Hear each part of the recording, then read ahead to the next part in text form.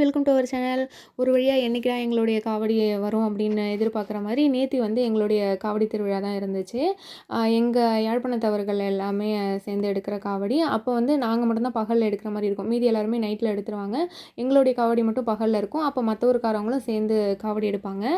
எடுத்துகிட்டு போகும்போது எங்களோடது காலையில் மழை பெஞ்சாலும் சரி தான், நாங்கள் எடுத்துகிட்டு வெளில போகிற டைமில் அங்கே கோயிலில் இருக்கும்பொழுதெல்லாம் பார்த்திங்கன்னா மேகம் நிறையா இருட்டிகிட்டு இருக்கிற மாதிரி இருக்கும். மழை கண்டிப்பாக வரும் அப்படின்ற கெஸ்ஸிங்லேயே தான் இருந்தோம். ஆனால் காவடி எடுத்து நாங்கள் வீட்டுக்கு ரிட்டர்ன் வர வரைக்கும் மழையே இல்லை. அந்த அளவுக்கு வெயில் இருந்துச்சு. ரொம்ப வெயில் இல்லை, ஆனால் போகிற வரைக்கும் மழையே இல்லை. வீட்டில் இருக்கிறவங்களாம் மட்டும் தண்ணி எப்போவுமே பிடிச்சி விடுவாங்க. நாங்கள் எல்லாம் குரூப் ட்ரெஸ் எடுத்திருந்தோம். ஸோ அந்த வீடியோ அந்த கிளிப்பை வந்து இதில் வைக்க முடியல. காலையில் பால் குடம் எடுத்துகிட்டு சாமியை பார்த்துட்டு திரும்ப நைட்டு டைமு கடத்தெருவெலாம் பார்த்துட்டு வரலாம். சாமிக்கும் தீபார்த்தனை ஆகி அலங்காரம் பண்ணி ரெடியாக வச்சுருப்பாங்க. ஸோ அதை பார்த்துட்டு வரலான்னு கடத்தெருவுக்கு போனோம். தம்பியும் அந்த இடத்துல ராட்டினத்தெல்லாம் ஒரு இடத்துல வச்சு விளையாட விட்டுட்டு, நைட்டு வந்து பாப்பா வந்து வளையல் மாலை கட்டணும்க்கா அப்படின்னு சொல்லி சொன்னான். ஸோ அதையும் ரெடி பண்ணிவிட்டு எல்லாத்தையுமே ரெடி பண்ணி வச்சோம். நைட்டு ஃபுல்லாக தூங்கவே இல்லை நாங்கள். ஏன்னா நைட்டு நல்லாவே இருக்கும். சாமி வான வேடிக்கைலாம் ஒரு இடத்துல நடக்கும்.